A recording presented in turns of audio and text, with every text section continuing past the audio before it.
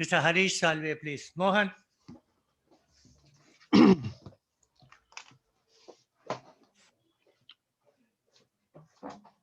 It's a very great pleasure to meet my dear Rotarians, Rotarian President Chitle, and all eminent Rotarians. It's a personal pleasure for me to introduce my great and noble friend, Mr. Harish Salve, with whom I have had a relationship of more than 37 years, ever since the day of my enrollment. Mr. Harish Salve has now become a household name, not only a household name amongst the legal fraternity, but a household name amongst the citizenry. He does not require any introduction at all. But however, I have to fulfill a formality today. Mr. Salve hails from Nagpur and comes from a very illustrious family. All of you would have known about his great father, Shri N.K.P. Salve, who was himself a very renowned chartered accountant and was also closely involved with the BCCI and also with the political map of India. His mother was also equally accomplished and was a doctor. Surprisingly, Mr. Salve's grandfather was a leading criminal lawyer. That's why the blood runs in him. And his great-grandfather was part of the judiciary and was a munsif. Those days, actually holding the post of munsif was considered even more nobler than or greater than the post of holding a high court judge today. And Mr. Salve holds the twin qualifications of a chartered accountant as well as a lawyer. He initially started his practice as a chartered accountant and appeared in taxation matters, and thereafter shifted exclusively to legal practice and joined the great and leading firm of those years, J.B. Dadachanji and Company. It was in JBD and Company that Mr. Salve had huge opportunities and came to meet the insurmountable and the greatest jurists India had produced, Mr. Nani Palkiwala, way back in year 1980, I think.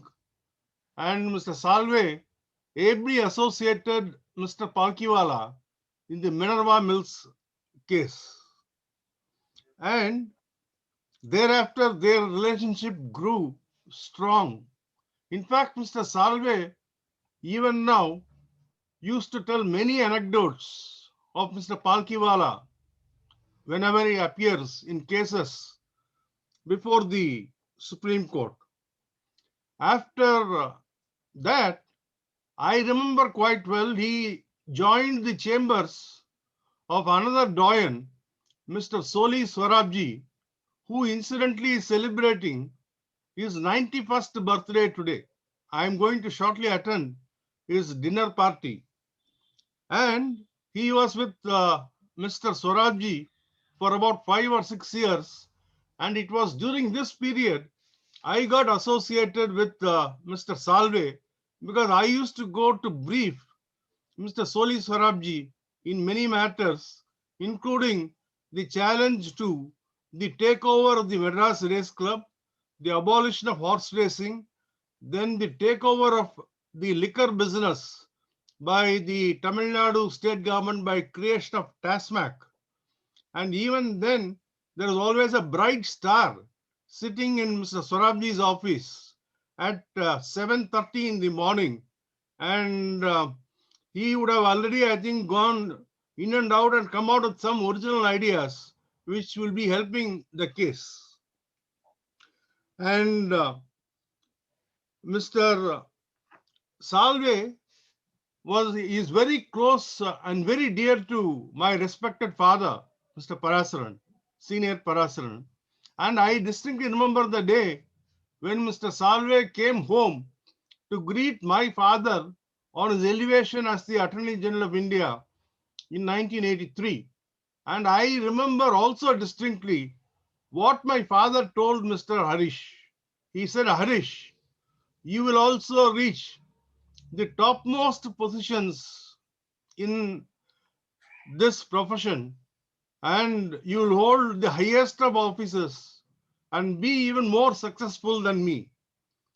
And that proved to be very right.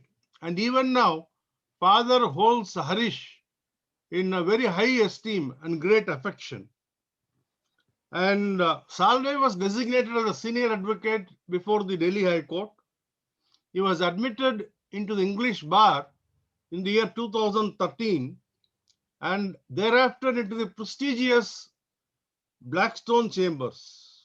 As all of you know, he had a very successful stint as the Solicitor General and declined to accept a second term as Solicitor General. And he has been one of the most sought after amicus curiae by the Supreme Court and was appointed as an amicus curiae in several matters, including in environmental matters. Mr. Salve represents almost all leading industrial houses, almost every industrialist in India, including the Reliance, the Tatas, or the ITC, or name anybody, Aziz Premji, whoever it is. In fact, I had the occasion to appear against Mr. Salve and also with Mr. Salve. I can't forget the Vodafone case where we appeared against each other in Bombay and how actually the matter was fought and what beautiful presentation Mr. Salve made. But we were able to clinch the matter only by the court taking a view that the transaction had some nexus with India. But however, the judgment was reversed by the Supreme Court on a different aspect. And I've also appeared with Mr. Salve in the Ambani brothers dispute before the same Bombay High Court, and we had to face the indomitable Ram Jethmalani. And apart from that, we recently appeared together in the Tata Mistry saga, where judgment is reserved by the Supreme Court. Mr. Salve has the distinction which only very few Indian lawyers have in having appeared before the International Court of Justice in the Kulbhushan Yadav case, where he got relief for Kulbhushan Yadav. He has been looked for help by every government, every private party, and he is one of the most accomplished counsel who thinks on his feet and comes with solutions for clients. That's very important for a lawyer, and he actually the award gets more exemplified by this going to Mr. Harish Salve. I am very happy to introduce Mr. Harish Salve to all of you, and thank you.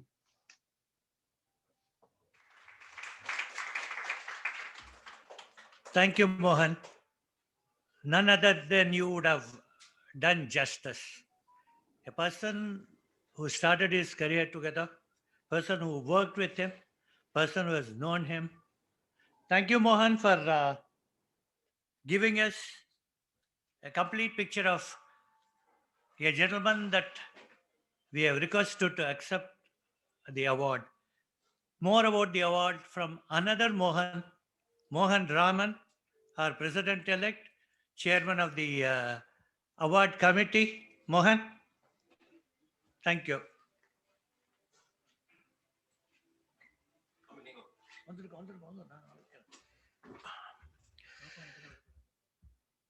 Good evening, President Kapil, MC, our guest of honor, Shri Harish Salve. What happens when two 93-year-old institutions get together to honor somebody who is already an institution? The first 93-year-old institution I refer to is us, the Rotary Club of Madras, the oldest club in peninsular India, the third oldest in the country. And the other 93-year-old is Shri K. Parasaran. Shri Parasaran has already honored us by accepting the For the Sake of Honor award years ago. A little bit about the award. This award was instituted sometime in the early 60s. We have records from around 1963, 64. Several people of eminence, Shri Salve, have already honored us by accepting it. It is said that charity, like her sister Mercy, blesses him who receives as well as him who gives. In this manner, this For the Sake of Honor award honors us when recipients of your eminence deign to accept the award from us. Some of those who have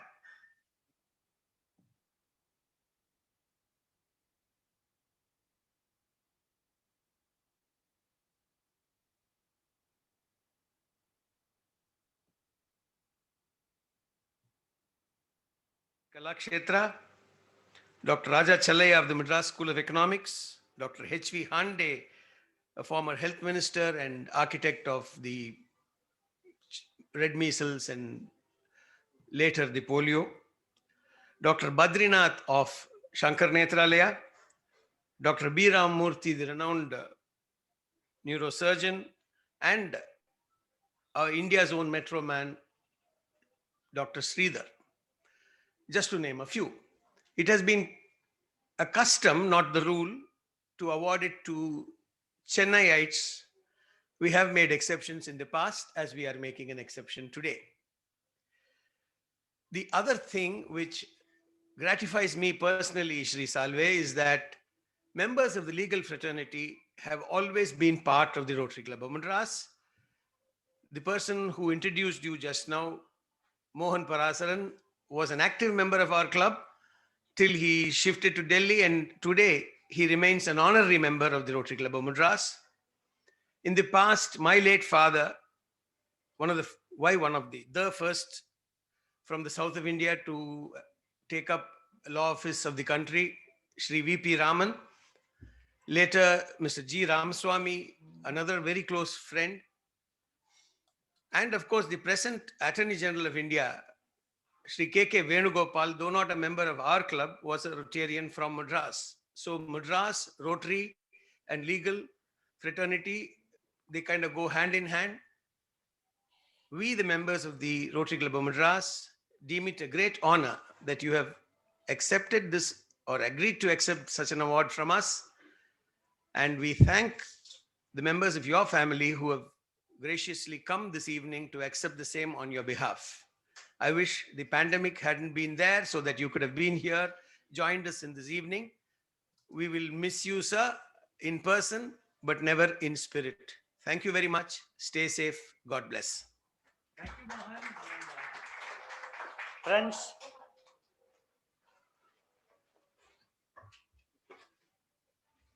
thank you, Mohan. Coming to the almost the main important aspect of the evening, can I request Past President N.K. Gopinath to come and read the citation that will be presented to Shri Harish Salve. Before he comes, Harishji, I want to give you the message given by Pooja that Carolyn, Arnie, and Sanya are also online and waiting for you to receive the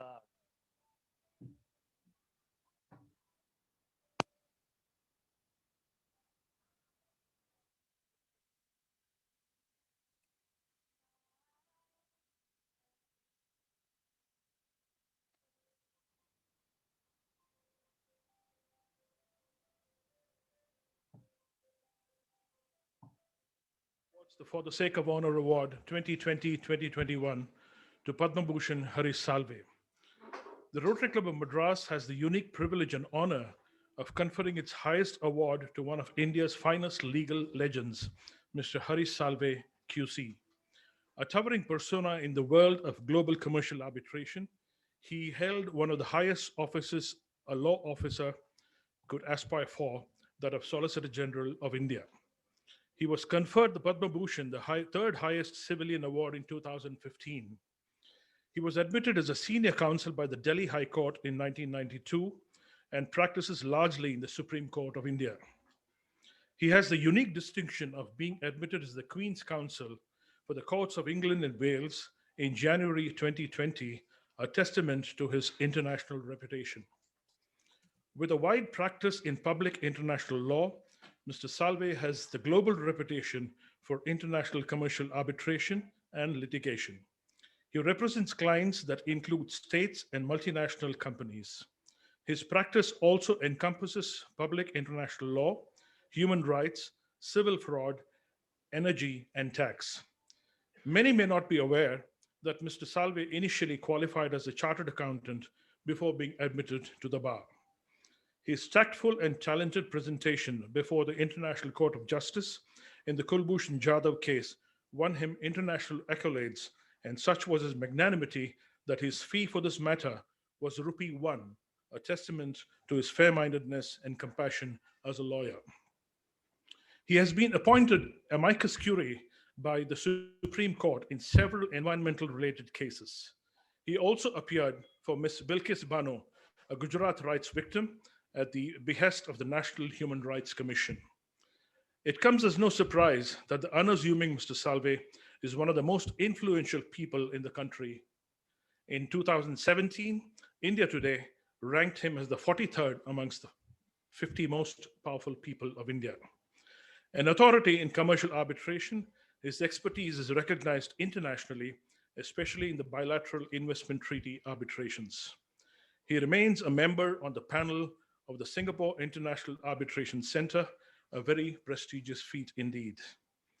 The Rotary Club of Madras salutes Mr. Salve's expertise and achievements, holding him as a pathbreaker in the fields of jurisprudence, law, and an upholder of legal and democratic rights.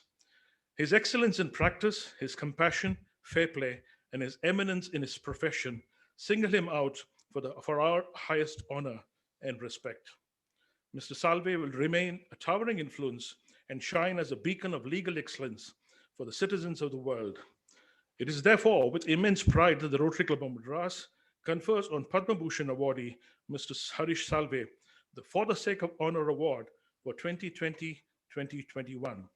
Signed on behalf of the Rotary Club of Madras, Rotarian Architect Kapil Chitale, President, Rotarian P.V. Mohan Raman, Chair, Awards Committee, Rotarian P.B. Prasad, Honorary Secretary, on this Tuesday, March 9, 2021. President. Thank you, Gopi.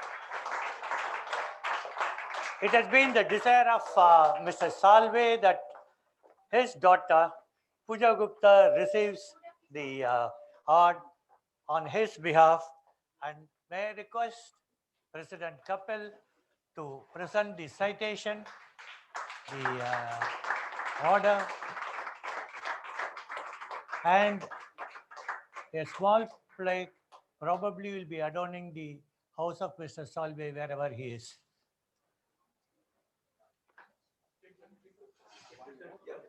Pooja?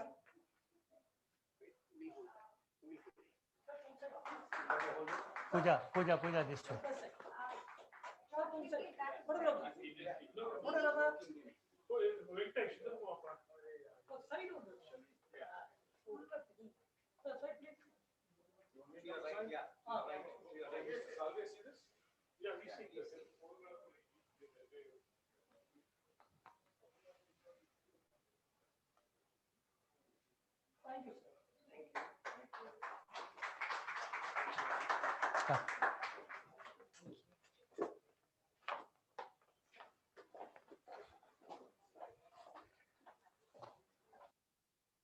Gentlemen,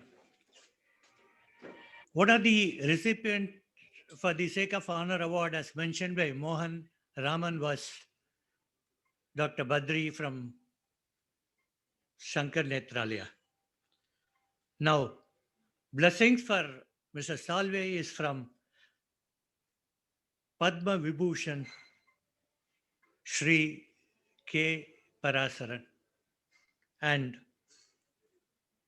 for a small information for all of you is he has had a eye surgery yesterday, but he was particular that he comes online to bless, even though we thought in terms of getting it taped and put it across, but he was very, very particular that I should come and bless Harish Salve. Can we get Mr. Parasaran, please? Sir, it's a great honor that you are there to bless Mr. Salve. Thank you very much. Yeah. Yes, sir. Most respected President of this evening function, the President and members of the Rotary Club of Madras, my dear and noble friend, Shri Harish Salve, ladies and gentlemen who are assembled on the online to witness this function, and the beloved daughter of Harish Salve, who is present on this occasion to receive the award on behalf of Mr. Harish Salve. It gives me immense pleasure and happiness to be a participant on this function. I cannot adequately describe the happiness with which I am participating in this function, because I have been not only a close friend of Mr. Harish Salve, but one who has held him in great admiration and love and affection. Now, about Mr. Harish Salve, it will be hard to introduce him to any audience in any gathering. As Mr. Mohan Parasan said, his name is today a household name. Why? Not because he has been a great lawyer, one of the topmost lawyers in India, who is today a Queen's Counsel of the United Kingdom, the England and Wales, but because of the great development of the contribution he has made to the development of law. And apart from that, because of the great public service he has rendered, he has been decorated by the President of India with the honor of Padma Bhushan. He is a unique example of a senior advocate of the Supreme Court becoming a Queen's Counsel. And the number of cases in which he has argued in the Supreme Court, I lost the count when I asked one of my colleagues to look into the Google and other things to find out the cases. There is no branch of law which he has not argued. A lawyer should have two abilities. One, he must have profound knowledge of not only law, but knowledge of various other subjects and general knowledge. He must know something about everything. And Mr. Harish Salve has been so blessed to have such a profound knowledge. Apart from knowledge, one must know to articulate. A good knowledge without the ability to articulate, a capacity to articulate is the ability of knowledge is useless for a lawyer. Harish has the wonderful capacity of articulation. His arguments are so absorbing, and he will engage everyone to see that he follows his arguments in court. About Mr. Harish Salve, Mr. Mohan Parasan has given a sketch, and others have also spoken.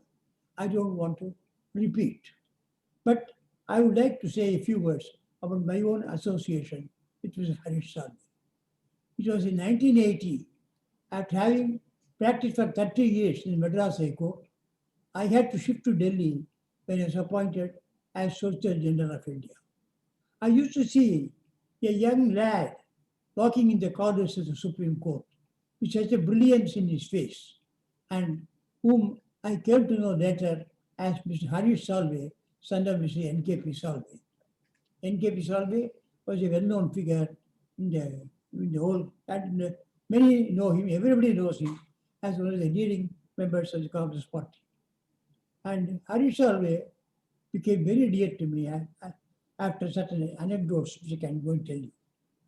After within a few years of his becoming a lawyer, he appeared against me before the Delhi High Court, before the division bench of Prakash Narayan, Chief Justice, and another learned judge.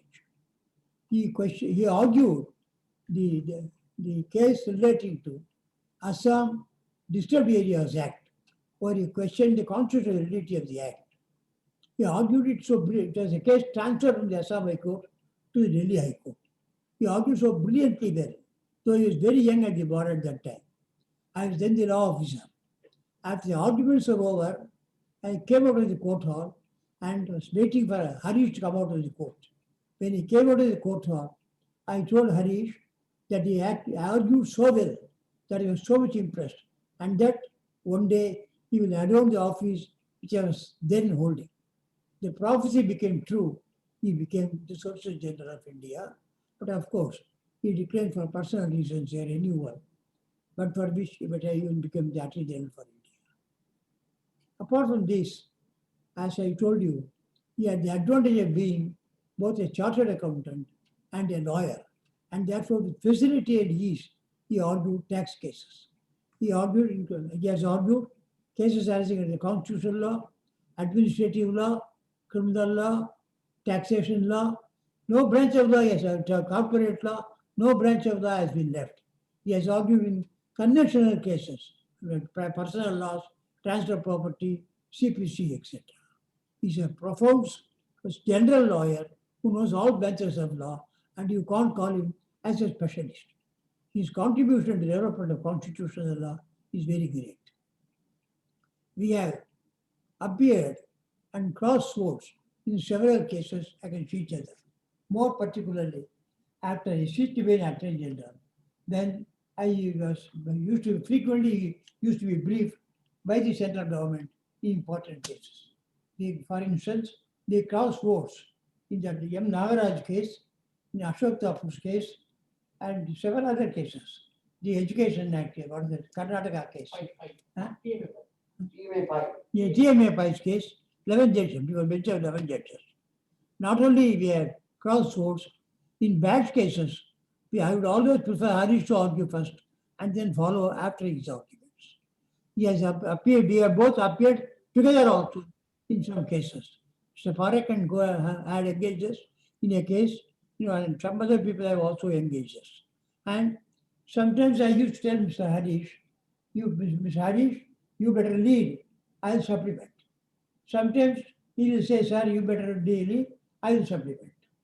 And when he led the case, I will have very little to supplement to what he has argued, because he will so argue the legal issues very succinctly and thoughtfully, and engage the court and the other side to be absorbed in his arguments. And I will only have very little to say, a supplement, by just tying up the loose ends of the thread. Similarly, we appeared together in the Krishna Water Disputes case, the dispute arising under the Interstate Water Disputes Act. I argued first and he supplemented. When he supplements my arguments, he will so do it in an excellent fashion and give very good finishing touches to my argument. In fact, I hold him in highest admiration, respect, though he has been far younger to me in age. And at 62 or 63 of age, I still consider him a youth. He has a long way to go, and in that he will see many laurels in his life, and many honors are due to come. This is one of the honors which he has honored by accepting it. And it is so thoughtful of the Rotary Club of Madras to have chosen Ms. Harish Salve to be the recipient of this honor.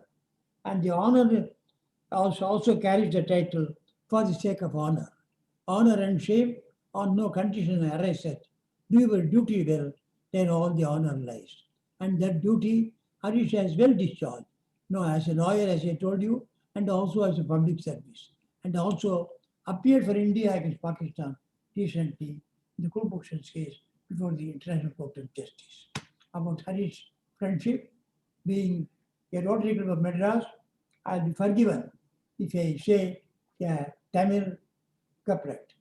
ஒரு நாள் பழையினும் பெரியோர் கேண்மை இரு நிலம் விளக்க வேர் வீழ்க்கும்மை நூறாண்டு பழையினும் மூர்கற் கேண்மை மூர்கற் கேண்மை நீர்க்குள் பாசிபோல் வேர்கொள்ளாதே. With noble persons, if you have moved even for a minute, even for an hour, even for a day, it will last till throughout their lifetime. And that has been the friendship between me and Mr. Harish Salve.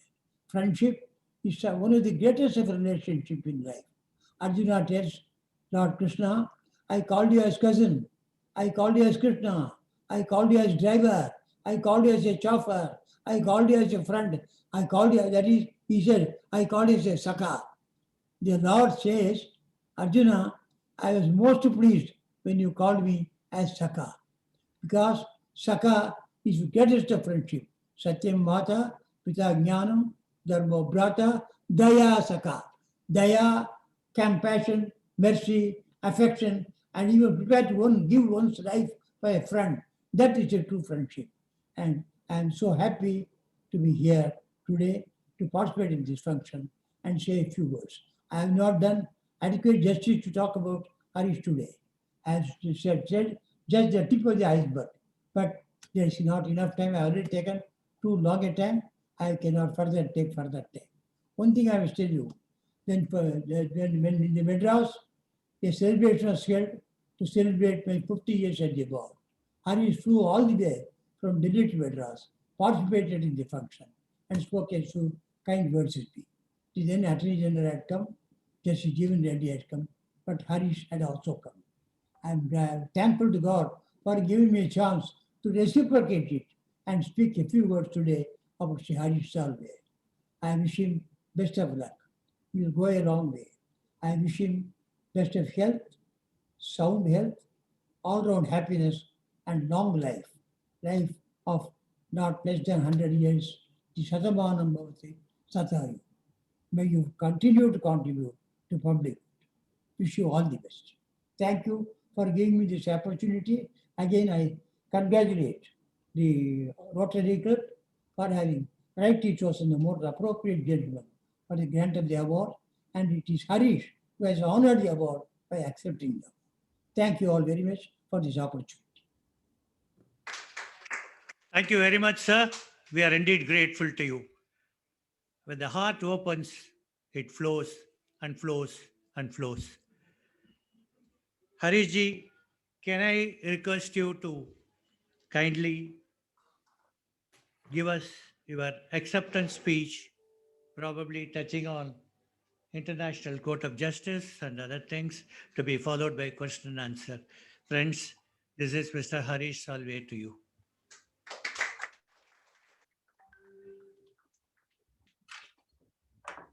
Good evening from London. I can also say good afternoon because it's about 2:30 p.m. here. Respected Parasaran Sahab, President and other office bearers and functionaries of the Rotary Club, my dear friends Mohan and Bharat, ladies and gentlemen.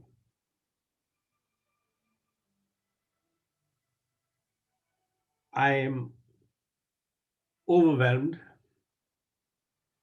at this moment and find myself almost at a loss for words when I see Parasaran Sahab sitting there. It reminds me that when we receive awards like this, we must always remember that whatever we do is our duty. The fruits come from heaven. And where God blesses you, nothing is unattainable and no height too high to achieve. I have been blessed by God. I have been blessed by God to have gurus like Mr. Palkhiwala, like Mr. Swarabji, like Mr. Parasaran. And I must tell you, not only do we learn law from our gurus, we learn ethics, morality, we learn principles, we learn value systems from these gurus. I can never remember Parasaran Saab once told me, Harish, I can see you're going to be very successful. Never charge a fee which will put you under pressure of performance. In today's day and age where lawyers charge fancy fees, I cannot share with you how important this little piece of advice has been. People ask me, how do you keep smiling when you're doing the most complex, controversial case? Little do they know that this secret which Parasaran Sahib had shared with me has stood me in such good stead. We also acknowledge that the difference between a hardworking lawyer and a successful hardworking lawyer is opportunity. That again is a blessing of God. And I have been blessed over and over again. I was blessed when, by sheer accident, in 1980, my guru that time, Mr. Sorabji, was detained in Kashmir arguing the first anti-defection law case. And I had to argue the bearer bonds case. And against me were the Attorney General for India, the redoubtable Lal Babu, Mr. Lal Narayan Sinha, and Mr. Parasaran. Both of them were petrifying in their own right, and two of them together made me sweat to such an extent that the second day when I had to argue, I had come down with a fever out of sheer nervousness. I had seen Lal Babu Sinha take on Mr. Palkhiwala's rhetoric and turn it on its head. That's the kind of thing I was against. And Parasaran Saab's knowledge of taxation law and constitutional law, I knew would leave us flat-footed before we knew it. But I must say the encouragement I got from both of them in that case. A young lawyer pitched before 5 judges and so strongly encouraged to argue by the Solicitor General and the Attorney General for India, added so much confidence to my repertoire that it helped me all my life. Then came the case which Parasaran Saab mentioned about the Assam Rifles, where again, I remember him waiting outside and he put his arm around me and he blessed me. And the one thing which I have never fallen short of, and the one thing which I can never have enough of, is Parasaran Saab's blessings, which I have got in abundance over the years. It is this blessing which gives opportunities. I got the opportunity to represent India in the Marshall Islands case in the ICJ. It was not something which had been very well written off in public domain for the reason it was a rather technical case, but little do people know, India's entire nuclear policy had been put in issue. And the injunction which had been sought from the International Court of Justice was that the India should be asked to discontinue development of nuclear arms and to put in place a disarmament schedule. Fortunately, we won the case on technical grounds, and the inquiry into India's nuclear arsenal, they were asking for an inventory of India's nuclear arsenal. That inquiry was obviated. But the Kulbhushan Yadav case was an even more unusual opportunity. When Pakistan sentenced Kulbhushan Yadav to death, it was a matter which was fiercely debated on the Indian media, and somebody asked me for my comments. And in a, I must confess, rather offhanded way, I said, I'm sure there's some way we can move the International Court of Justice against this kind of a travesty. Next morning, I got a call from late Shushmaji, God bless her soul, saying, you have said something on TV. The PM's office has picked it up and called me, so you better deliver. I said, look, I have no idea. This is not my subject. She said, I don't care. You will deliver. So I sat and researched. My team researched, her team researched, and we came up with the argument about the Vienna Convention. We moved this application, and I must share with you, despite all the years of practice, despite the fact that this was now 4 years back, I thought I had seen it all, done it all. The kind of pressure which I found myself against, because I was told that it is on my assurance that we have a good case, that India is moving away from its policy of never taking its issues with Pakistan to any external institution. India is, as I was told, shifting from bilateralism for the first time in its foreign policy. And if something goes wrong, there will be hell to pay. It's with that kind of pressure that I went. We were fortunate, we moved. Fortunately, we got a quick hearing. We got an interim injunction. Once we got the interim injunction, I was a lot more confident. We then fought the case, and the result was there for everybody to see. It was a great experience. It was a learning in so many different things. The style of presentation is so different. You have to write your speech. And as I always say in a lighter vein, the big challenge then for oral advocacy is keeping the 26 judges awake when you're reading your speech.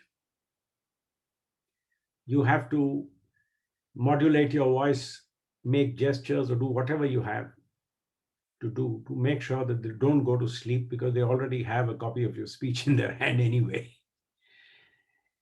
And the timing is by the clock. You have to finish your work. So for the first time, I had to write out my speech and then practice reading it with a clock, so that you know that is exactly how long it is going to take. Anyway, the result came out well. I think India was vindicated. We had a success. We are working towards seeing how we take it. At some stage, I hope not, but at some stage we may have to go back to the ICJ. But at least he is alive. He is under international gaze, and therefore Pakistan has to make sure that he is kept in good health till further steps are taken. What is going to happen thereafter, one cannot say, but hopefully some good will come out of it.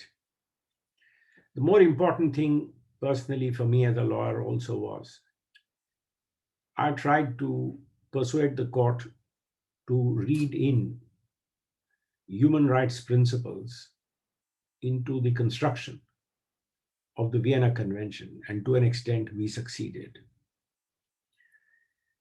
So it's been a great opportunity, and I have been blessed with opportunities over and over and over again. It's with humility I accept the award which you have bestowed on me. A very prestigious club consisting of such eminent people, when they honor you, you know you've done something right and something worthwhile. As a citizen and as a lawyer, I gratefully and with humility accept this award. But you have given me 2 awards today. The one which I have accepted as a citizen and as a lawyer. But there is a great personal award you have given to me. You have got my guru to come here, and I know he would never have missed the opportunity for a small thing like an eye surgery. He is made of much sterner stuff. You have got Parasaran Saab to come here and say kind words. And that, for me personally, that is the second award you have given me today. Thank you.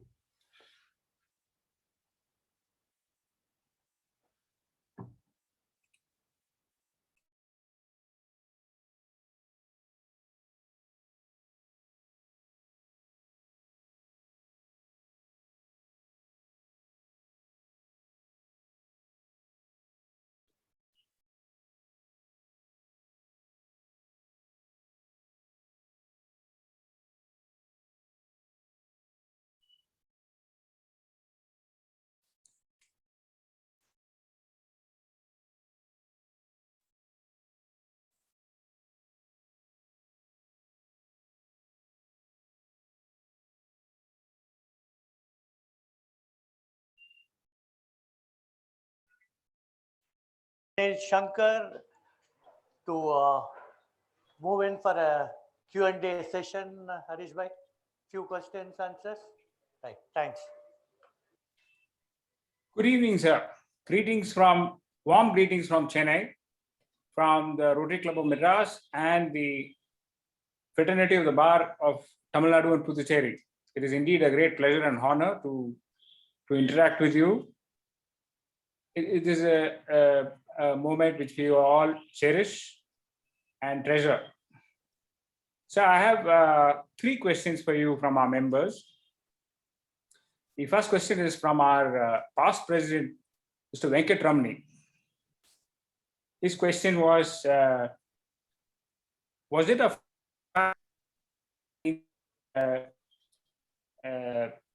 Enron case, we were forced to hire a Pakistani lawyer to defend us when they slapped a claim upon our country as compensation? Was that a fact, sir?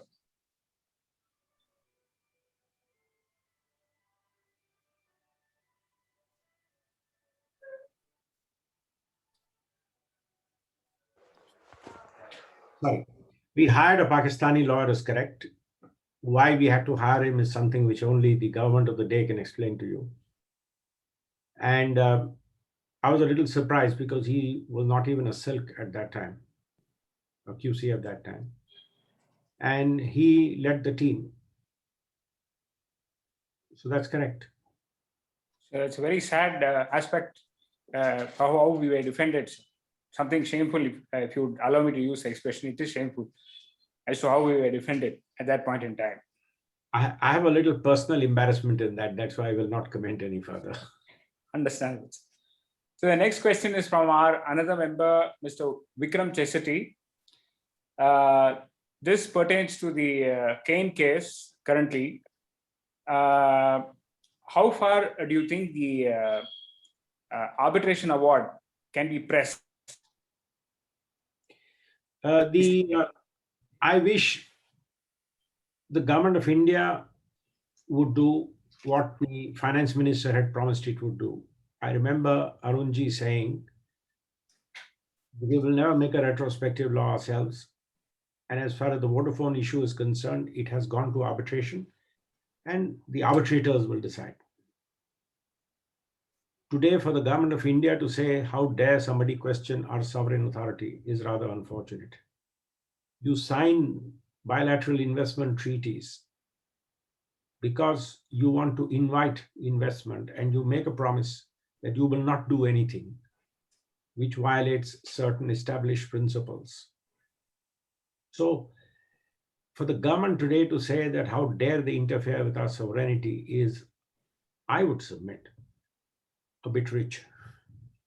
Also, I think the awards are clear and the government should accept the awards and honor them. In fact, in Vodafone, there's no payout involved. Vodafone has not paid anything.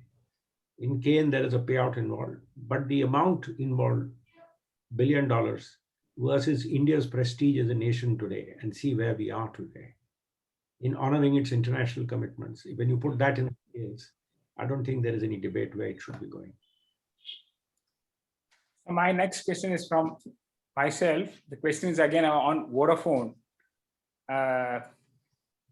Again, it pertains to, can we imagine this as a giant garnishee order against our assets, dare I say income, dare I say even our own honor internationally, if we are forced up to the wall? The point is, sorry. So, yes, sir, that's a The point is simply this. You sign a contract. Government of India signs a contract. Government of India signs so many contracts. Mohan and I have appeared together in a case involving a production sharing contract. That also has an arbitration clause. If you get an award against the Government of India and you don't pay, that award is enforceable against the government. I may file a suit against Government of India and get a decree from an Indian court. If the Government of India doesn't pay, that award is enforceable against the assets of the government. This is the courts have held internationally that a bilateral investment treaty award becomes like a commercial arbitration in the country in which the arbitration is conducted. You knew that, you signed a treaty, you signed a bilateral investment treaty that has an arbitration clause. You entered the arbitration, you joined the arbitration, you fought the arbitration. You cannot say if we win, the process was good. If we have lost it, it challenges our sovereignty. It's as simple as that.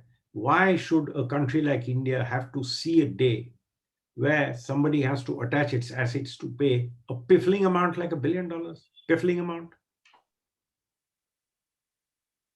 So we see two instances of our country's honor being tarnished. Seeing two different scenarios, one in the Enron case and one in the Kane and Vodafone cases. Sir, I have a question from member Prakash.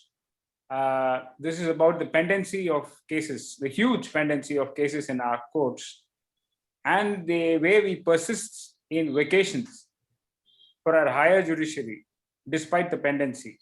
What would be your view on this? Believe me, if the judges were to work longer hours, they would be less productive. So this is not about quantity, it's about quality of justice. I understand. And I personally feel my solution, if you want a one-shot solution for solving pendencies, it's very simple: more judges. We have amongst the world's lowest judges per million. Why? Because today you'll be surprised when examinations are held for subordinate judiciary, people don't join. Yes, that's correct. And the salaries have become abysmally low. And we also have to recognize, you join as a district judge, in 8 out of 10 cases, you retire as a district judge. Correct. You join civil services as a collector, you may retire as a cabinet secretary. There is a huge movement. You move from the state to the center to the state. There's a huge career progression. Once a judge, always a judge. So keeping all this in mind, I would say just make their salaries 5 times. We can afford it. What happens is, and I'll tell you this, I had appeared for the government and I had told the government that what they were doing is wrong. To start with, the fifth pay commission said we will not include judiciary because they stand on a different footing. The Shetty commission was constituted. They gave their recommendations. Once they gave their recommendations, the bureaucracy wanted to challenge it, saying it has upset the parity between the civil service and the judiciary.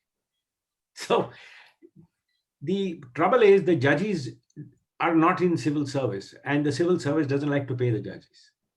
So they'll come up with so much. And I remember I can share this now, I was invited for a cabinet meeting by Vajpayee ji when they wanted to file for a review. And I was given a hint by somebody in the government saying, what the civil service has done is They have taken the overall cost of the judiciary and divided it by per judge and said, if you have to increase by so many 100 judges, the price will go up. Not looking that, for example, if you want 10 more judges in the Madras High Court, you don't have to start by constructing a building all over again, right? You have to add 5 rooms or 10 rooms. But what they would do is take the entire current market value of Madras High Court and divide it by the number of judges and say, per judge is going to cost you this much more. So when I went for the meeting, Mr.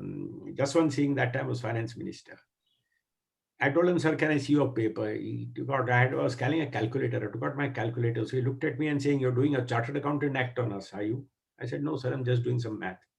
So when Vatpaidi invited me to comment on the trenchant criticism heaped on the judiciary and on judges' salaries. And when I told him, I said, sir, these figures are all wrong. And I did my math and I told him, I said, burden of 30,000 crores, I've just now brought down to 2,500 crores. So can we? So Vajpayee ji was that way very adept. He said, all right, enough time wasted on this issue. We'll discuss it some other day. And he hinted to me, get out from here. So that's our problem. The civil service will not let you pay the judges anymore. Until you solve that problem, taking away vacations is not going to solve the problem. So this question is from Mrs. Ganesh, is regarding the faceless assessments which are being recently. What do you think is the way going forward? In the US, for instance, they were given up as they found not effective much later. Do you think the same fate awaits us in faceless? I would not write it off so much in India, Right, because having some experience of having done taxation work, yes, in matters of complexity, you may have to have a face-to-face assessment. And especially with more and more, even the face of tax law is changing. You are having more and more big corporations, multinational companies who are coming and working, and they don't indulge in the kind of practices which have justified faceless assessments, let's say that. So I think there may be a place for a face-to-face assessment, but there may be a significant space even for faceless assessments in a country like India, till our overall culture improves. So could we say that the same is true? I have another question from Harish Murthy, a member, is about the archaic laws from British times and earlier, for instance. And these laws,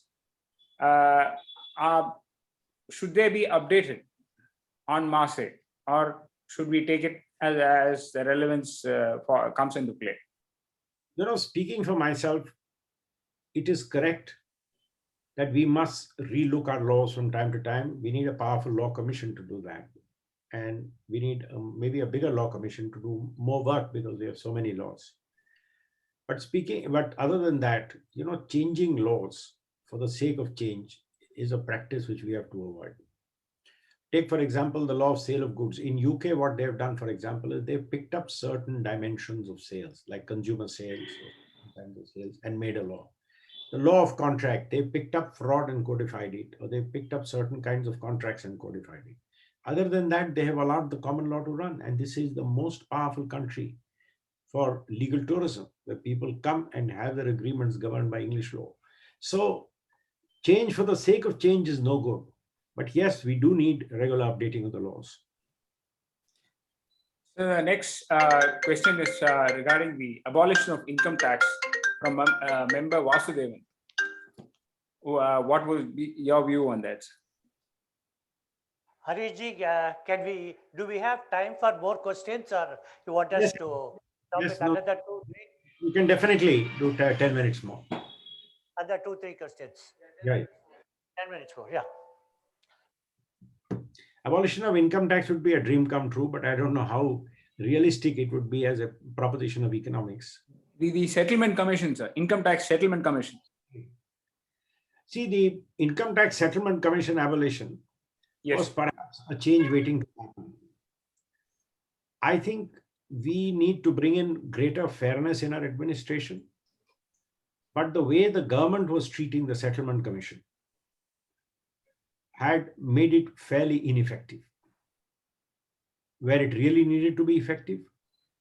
And then I have heard of certain malpractices, which I personally don't know, and I hate criticizing institutions without adequate knowledge. And I could see the writing on the wall that this is a change waiting to happen. But I think what we need is a larger change to be brought into our enforcement system, be it income tax, be it enforcement directorate, or be it our police. And that is the principle of accountability. If in this country, if the police arrest anyone, they are scared of being sued for false arrest.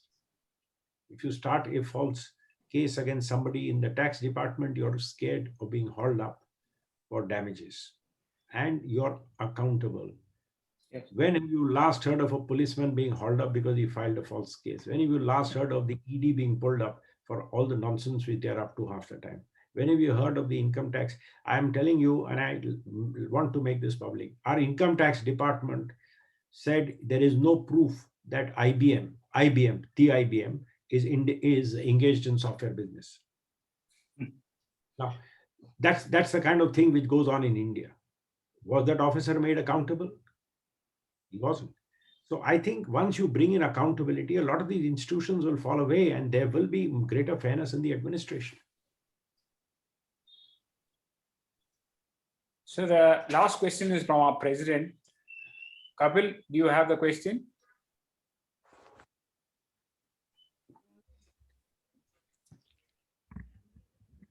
Harish ji, coming back to pendency of cases, would you expect that if there was a restriction on the number of adjournments that were actually allowed in our courts, that would help move things along?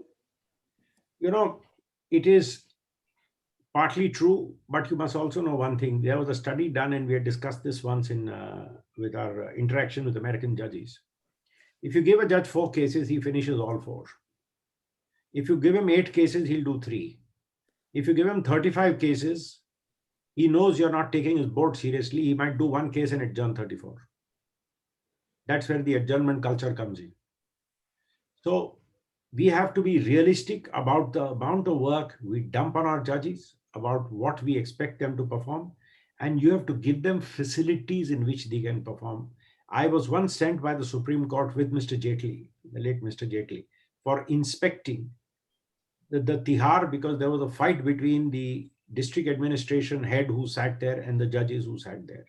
And there were certain areas which the judges were asking for. And I was horrified to see the conditions in which the magistrates and judges function in a capital of India. As against which next to him was the executive magistrate's beautifully wood paneled air conditioned room. So, you know, this is what we need to fix. Adjournment culture will go away when the judges are adequate in number and have the wherewithal to work. Otherwise, this whole culture will continue. I actually brought this up, not so much blaming a judge, but blaming the lawyers, the legal fraternity per se, who actually use this as a tool. Just one last point, question rather, is that you have come across and you have encountered every brilliant legal mind perhaps in the world in your practice.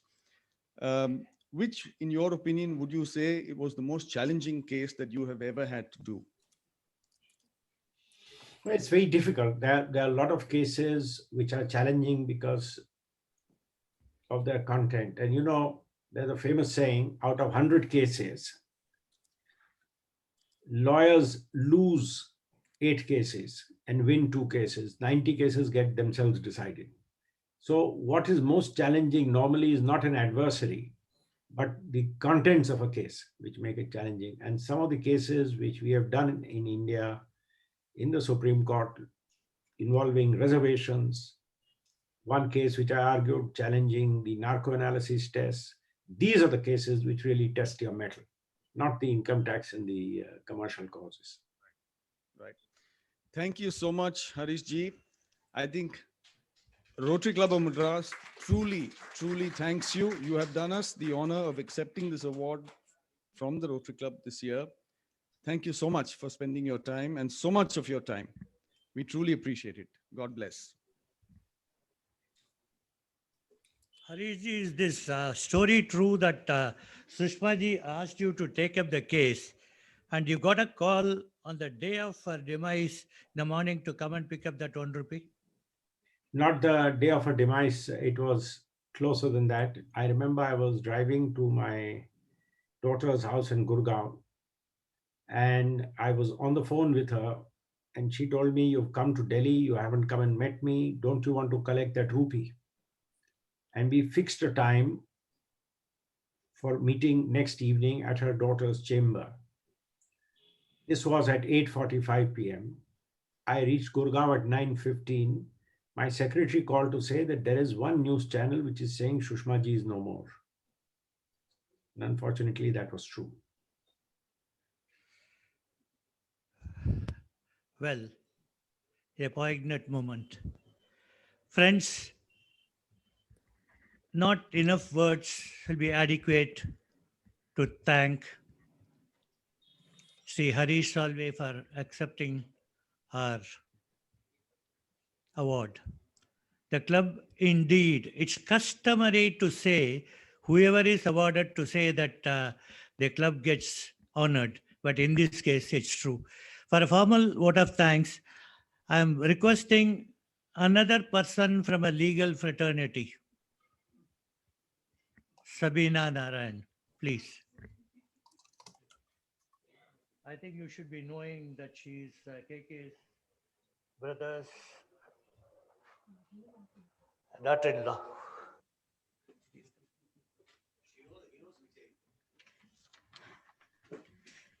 I'm here as a member of the Rotary Club of Madras.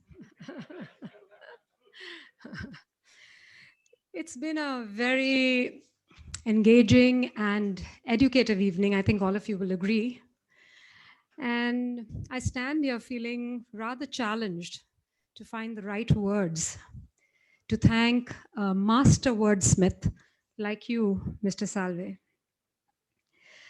Like everyone else, I have watched you over the years on television and much admired the very balanced yet powerful manner in which you express your views on matters of national import. So today really didn't come as too much of a surprise to hear that distinctive style of communication. I personally think the clarity of your articulation is what draws the listeners in. And like we heard everybody else vouch, that has been your particular brand.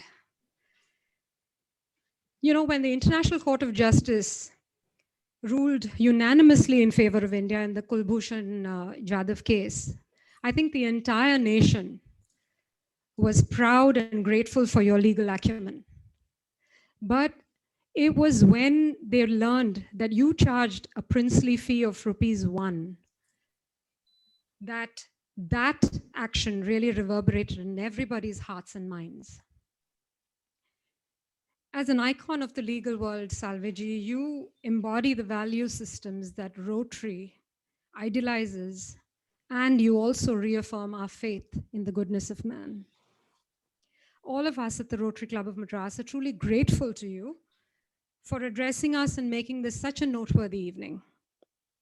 For this, we have to thank Rotarian past President Gopal Ratnam for masterminding your presence here and for organizing the virtual presence of the other extraordinary legal luminaries like Padma Vibhushan, Shri K. Parasaran, and Shri Mohan Parasaran, former Solicitor General of India, names that are familiar, especially to all of us in Chennai.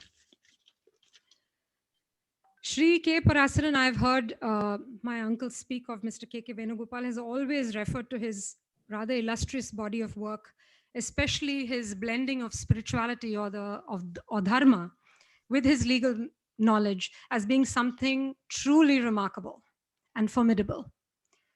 And his legal son, Shri Mohan Parasaran, is equally noteworthy for his impressive legal acumen.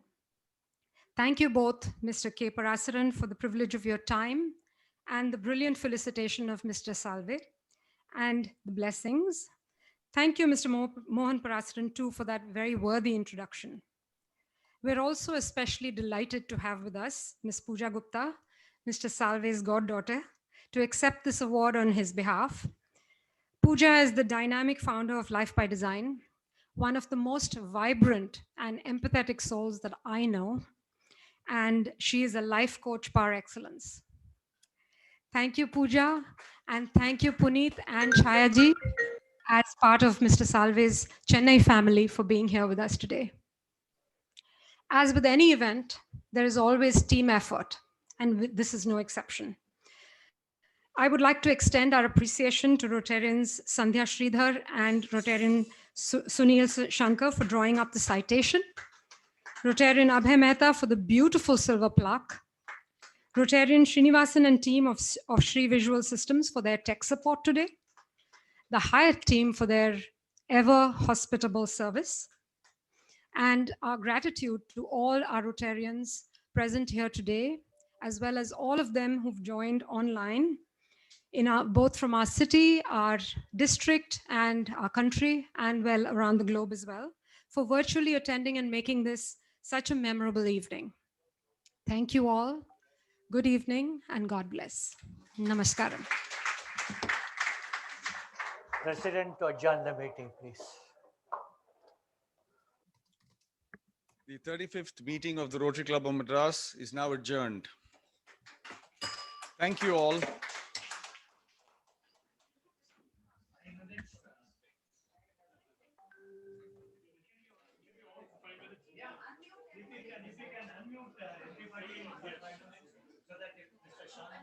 Anybody wanting to interact with Mr. Salve, most welcome.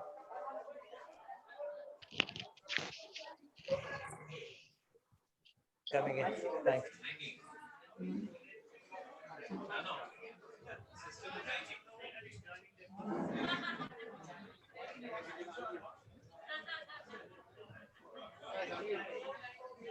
Thank you, Mr. Salve. Please, please, that's all.